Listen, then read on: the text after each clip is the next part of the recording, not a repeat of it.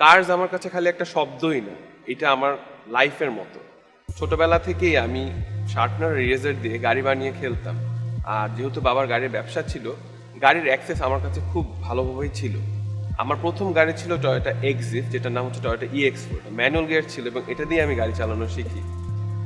আর তো আগে ইন্টারনেট ছিল না, তাই গাড়ি নিয়ে শেখার একমাত্র উপায় ছিল শোরুমে যেই শেখা। আর ওই অ্যাক্সেসটা যেহেতু আমার ছিল, আমি গাড়ির ব্যাপারে অনেক কিছু জানতে পারি অনেক ছোটবেলা থেকে। 1999-এ আমি ফর্মুলা 1 দেখা শুরু করি। তখন মিকা হ্যাকিনেন আর মাইকেল শুমেকারের ফিয়ার্স রাইভালরি ছিল। ওটা থেকে আমার প্যাশন জাগে রেসিং করা, এবং আস্তে আস্তে এই প্যাশনটা আমি ক্যানাডায় ফলো করে একজন সাকসেসফুল রেসিং ড্রাইভার হই, যার কারণে আমি বাংলাদেশের প্রথম র্যালি ক্রস ইভেন্টটা জিতি, এবং আস্তে আস্তে ইন্টারন্যাশনালি পার্টিসিপেট করেও ট্রফি নিয়ে আসি বাংলাদেশের জন্য। এছাড়াও বাবার যেই ব্যবসাটা ওটাও ধরে রেখেছি। তো একজন সাকসেসফুল গাড়ির বিজনেসম্যানও আমি, প্লাস একজন অটোমোটিভ জার্নালিস্ট। হ্যালো, আমার নাম আবিক আনোয়ার। আমি একজন FIA দ্বারা স্বীকৃত প্রফেশনাল রেসিং ড্রাইভার। চলুন আমার সাথে একটি অসাধারণ গাড়ির জার্নিতে।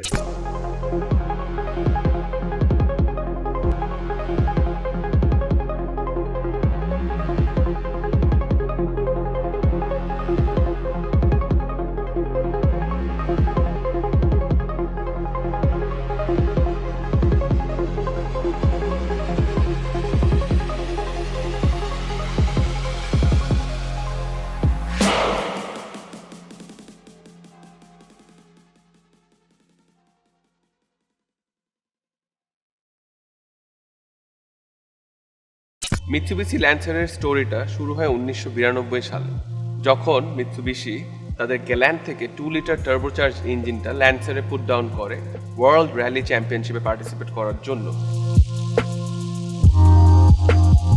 ওই সময় ওয়ার্ল্ড র্যালি চ্যাম্পিয়নশিপের একটা অন্যরকম হাইপ ছিল, আর এই হাইপে মিৎসুবিশি পিছিয়ে থাকবে না অন্য ম্যানুফ্যাকচারার থেকে। এই ভিশন নিয়েই মিৎসুবিশি ওয়ার্ল্ড র্যালি চ্যাম্পিয়নশিপে ঢুকেছে, এবং এটাতে পার্টিসিপেট করার জন্য তাদের 2500টা রোড গোয়িং গাড়ি বানাতে হয়েছে। ল্যান্সার এভলিউশন গাড়িটি এতটাই অতুলনীয় ছিল যে 3 দশক ধরে এই গাড়ির প্রোডাকশন হয়েছে। প্রথম প্রোডাকশনগুলো হয়েছে ল্যান্সার এভলিউশন 1, 2 and 3, যেটা একই শ্যাসি ইউজ করেছে, এবং প্রতিটা ধাপের সাথে মানে মডেল চেঞ্জের সাথে তারা একটু পাওয়ার অ্যাড করেছে, সাসপেনশন একটু টুইক করেছে, অ্যারোডাইনামিকলি এনহ্যান্স করেছে। কিন্তু এভলিউশন 4-এ এসে তারা কমপ্লিটলি নতুন একটা শ্যাসি বানিয়েছে।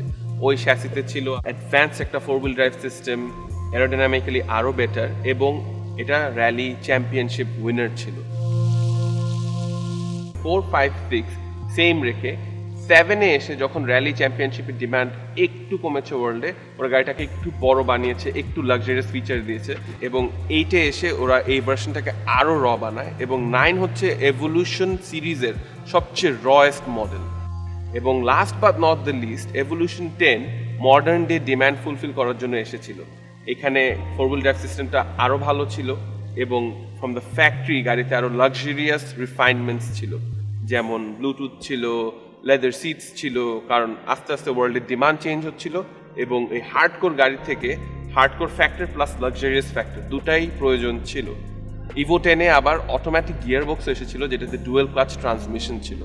এই গাড়ির সাথে আমার অনেক মেমোরিজ জড়িত, আর আমার জীবনে আমি চেয়েছিলাম এভলিউশন 9, কিন্তু এভলিউশন 10 এসে পড়েছে by accident, and from the get go I fell in love with this car. তো চলুন দেখাই আপনাদের কিছু বৈশিষ্ট্য এই গাড়ি, যাতে আপনারাও বুঝতে পারেন what I so love about this car.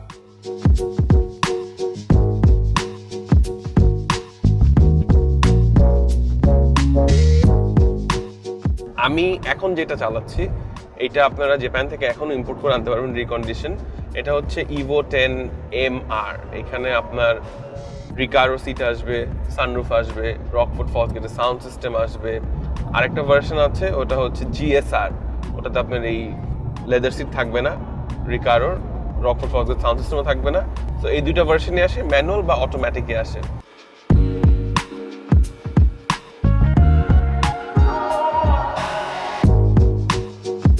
Estimated car price হচ্ছে বাংলাদেশি টাকায় 55 থেকে 60 লাখ 2014 বা 15 সালের ইভো 10 কিনলে, ইন ফেয়ারলি গুড কন্ডিশন। আর ডে টু ডে একটা ইভোর সাথে বাঁচা অত একটা ডিফিকাল্ট না, কারণ এটা প্র্যাকটিক্যাল একটা গাড়ি, 4 ডোরস, যেখানে ইচ্ছা ওখানে নিয়ে যেতে পারছেন। এবং সবচেয়ে বড় গুণ হচ্ছে প্র্যাকটিক্যাল হওয়া সত্ত্বেও এটা যে কোনো স্পোর্টস কারকে রান ফর দেয়ার মানি দিতে পারবে। V8 হোক V6 হোক ডাজেন্ট ম্যাটার, কারণ এই গাড়ির যে 2000 সিসি টার্বোচার্জ ইঞ্জিনটা এটা প্রডিউস করে 309 হর্স পাওয়ার এবং 366 নিউটন মিটার অফ টর্ক।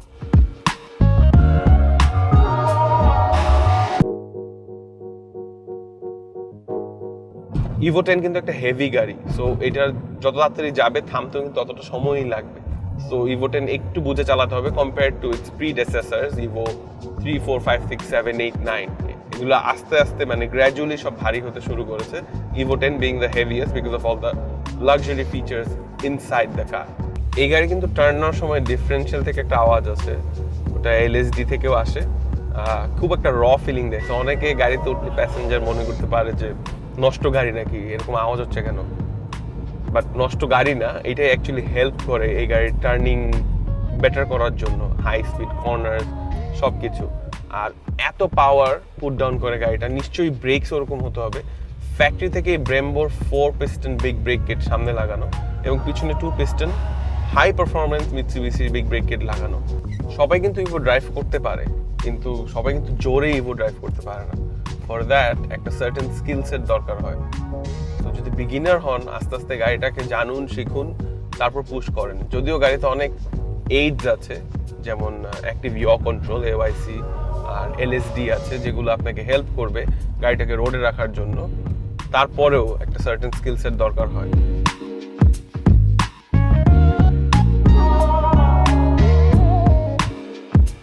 এই গাড়ির ট্র্যাকশন কন্ট্রোল সিস্টেমটা আছে, এটাকে ASC বলে, অ্যাক্টিভ স্টেবিলিটি কন্ট্রোল। এটা আপনার অনেক ন্যানি করে। সো যারা বিগিনার এটা অন করে রাখবেন এবং অন করেই চালাবেন, এবং যারা প্রফেশনাল তারা এটা অফ করে আরেকটু বেশি রিস্কি ভাবে চালাতে পারেন। যদিও এই গাড়ির স্টিয়ারিংটা মেকানিক্যাল সিস্টেম, নট ইলেকট্রনিক, নতুন স্পোর্টস কারগুলোর মতো। এটা রোড প্রেজেন্স মানে ড্রাইভ করার সময় যে রোড ফিলটা এটা অনেক বেটার পাওয়া যায় এই গাড়িতে, যেটা অন্য কোনো মানে মডার্ন স্পোর্টস কারে এখন আর পাবেন না। সো ওই দিক দিয়ে এটা একটা অ্যাডভান্টেজও আছে, আর ডিসঅ্যাডভান্টেজ হচ্ছে এটার মেইনটেনেন্সও আছে। ওনারশিপ কস্টের কথা কিছু বলতে চাই। এই গাড়িতে প্রতি রেজিস্ট্রেশন ফি হচ্ছে 1,25,000 টাকা, এভরি ইয়ার রিনিউয়াল হচ্ছে অ্যারাউন্ড 40,000 টাকা। এগুলোর মধ্যে AIT আছে obviously included. R day to day এই গাড়ির যে ডিসঅ্যাডভান্টেজ হচ্ছে সেটা হচ্ছে এই গাড়ির টার্নিং রেডিয়াস খুব বাজে। ঢাকা শহরে হঠাৎ হঠাৎ ইউটার্ন নিতে হয়, হঠাৎ হঠাৎ 3 পয়েন্ট টার্নস নিতে হয়, এটা অনেক বেশি সময় লাগে। হ্যাঁ, এটা অ্যাকচুয়ালি একটা ফ্যাক্টর, তাই আমি আপনাদের বলছি, ফ্যাক্টর না হলে বলতাম না।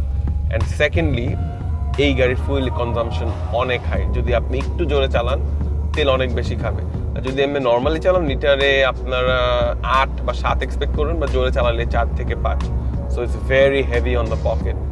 অনেকে ল্যান্সারের সাথে ইভো 10 কনফিউজ করেন, ল্যান্সার EX স্পেসিফিক্যালি। ইভো 10 এর কিন্তু পিছের ফেন্ডারগুলো ফোলানো আর একটু ওয়াইড বডি, আর এখন অনেকে ল্যান্সার কনভার্ট করে ইভো 10 বানাচ্ছেন। আই উডন্ট সাজেস্ট ইট, কারণ ইভোর যে বিল্ড কোয়ালিটি আর যে রিজিডিটি ওটা ল্যান্সারের শ্যাসিতে কখনোই পাবেন না, যার কারণে অ্যাক্সিডেন্ট হয়। So to prevent that, stop making half cut cars into sports cars. আর যদি রিয়েল ইভোই দেখতে চান with how I would have done it, তাহলে চলুন আমার রিভিউটা দেখা যাক।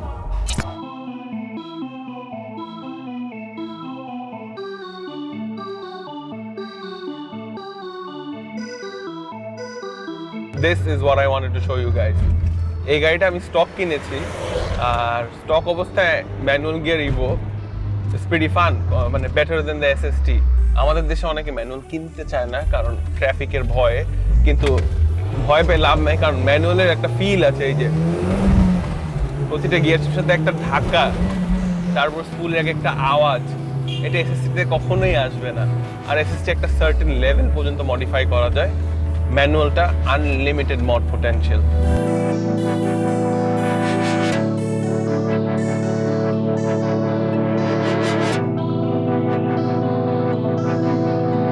আমার স্পেসিফিক মডেলটা এক্সপোর্ট মডেল, GSR ট্রিমের উইথ সানরুফ। আমারটায় রিকারো লেদার সিট আছে, আর ইনকার এন্টারটেনমেন্ট আমার নিজের বসানো।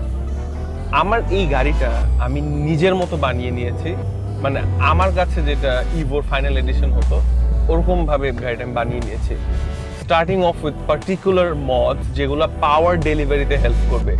অনেক খালি ইঞ্জিনের হর্স পাওয়ার বাড়ায়, কিন্তু পাওয়ারটা তো মাটিতে পুট ডাউন করতে হবে। তো আমার মডগুলো ওই দিকে ফোকাস। বেসিক্যালি আমি শর্ট শিফটারের বুশিংগুলো লাগিয়েছি, কিন্তু শর্ট শিফটার লাগাইনি, কারণ শর্ট শিফটারের থ্রো কমে যায় আর গিয়ার রেসপন্স টাইম বেড়ে যায় কমার থেকে।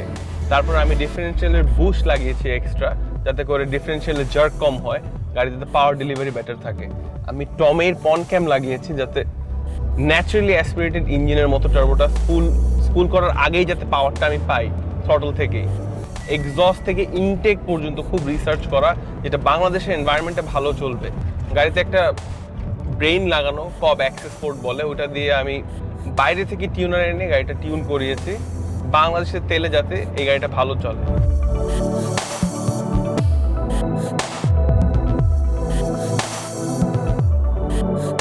গাড়ি চালানোর সময়, স্পেশালি পারফরমেন্স কার চালানোর সময়, টায়ার প্রেশার দেখা খুব important. I have a tyre pressure gauge, যেটা আমাকে কোন টায়ার কত টেম্পারেচার এবং কত পিএসআই আছে ওটা পর্যন্ত শো করে। আর এইচকে CV6 এর একটা টিউনার মডিউল লাগিয়েছি, এখান থেকে আমি বুস্ট অ্যাডজাস্ট করতে পারি, থ্রটল রেসপন্স অ্যাডজাস্ট করতে পারি, ইভেন কোন আরপিএম এ থ্রটল কতখানি রেসপন্ড করবে ওটাও অ্যাডজাস্ট করতে পারি।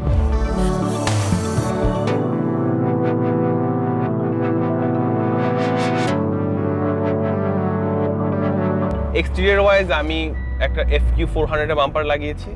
FQ400 হচ্ছে ইউকে এডিশন ইভো 10 এর একটা বাম্পার, যেটা ফ্যাক্টরি থেকে 400 হর্স পাওয়ার আসে। আর এইটা রিজেম্বলেন্স রেখেছি কারণ আমার গাড়ি actually 400 wheel horse power. So FQ মানে হচ্ছে এফিন কুইক। এক্সটেরিয়র মধ্যে আমি সাইড স্কার্টসে কিছু কার্বন ফাইবার ট্রিম রেখেছি, একটা কার্বন ফাইবার ডিফিউজার রেখেছি, মানে নিজের মতো করে গাড়িটাকে সাজিয়েছি ব্লু আর কার্বন ফাইবার দিয়ে। ইভোর সাথে আমার অনেক মেমোরিজ, অনেক জার্নি। যদিও মিৎসুবিশি একটা ফাইনাল এডিশন ইভো 10 বানিয়েছে, বাট আমার কাছে এটাই হচ্ছে আমার ফাইনাল এডিশন ইভো 10, কারণ এই গাড়িতে I have put my heart and soul. এই গাড়ি নিয়ে আমি 3টা রেসিং চ্যাম্পিয়নশিপ জিতেছি বাংলাদেশের। সো এই গাড়িটা আমি কখনো বেচবো না। This car is like my Iron Man suit. এরকম একটা অতুলনীয় মেশিন মিৎসুবিশি বানানো বন্ধ করে দিয়েছে 2016 সালে, কিন্তু বন্ধ করার আগে একটা ফাইনাল এডিশন রিলিজ করেছে কমেমোরেট করার জন্য এই ল্যান্সারের লাইন আপটা এভলিউশনের। আর বন্ধ করবেই না কেন, মিৎসুবিশির বোর্ড অফ ডিরেক্টরসরা চিন্তা করে দেখেছে এই গাড়িটা কোনো প্রফিট আনে না। আর মিৎসুবিশি এত বড় একটা কোম্পানি, যারা পোর্ট ইকুইপমেন্ট থেকে শুরু করে পেন্সিল পর্যন্ত বানায়। ওয়ার্ল্ড ওয়াইড অটোমোটিভ এনথুজিয়াস কমে যাচ্ছে, যদিও বাংলাদেশে বাড়ছে, কিন্তু বাংলাদেশের মার্কেটটা এতই ছোট, আর আপনারা এত কনভার্ট করে গাড়ি স্পোর্টস কার বানাচ্ছেন, এই মার্কেটের জন্য কেন বানাবেন? So they destroyed a part of history, they destroyed something that they created which won multiple rally championships and eventually it came to a halt. যদিও রিউমার্স আছে যে এভলিউশন আবার বের করবে হাইব্রিড অথবা এসইভি ফরম্যাটে, ওরা কম্বিনেশন অফ বোথ, কিন্তু ইভেন্চুয়ালি এই গাড়িটার মতো কিন্তু আর কখনোই হবে না। এই হেরিটেজ, এই হিস্ট্রি, এই ড্রাইভিং প্লেজার, ফিল সব কিছু নিয়ে কিন্তু এই গাড়িটার আসবে না। We have seen the evolution of the evolution, but sadly we have also seen the demise of the evolution of the evolution. And on that note, we have seen the evolution of our show as well.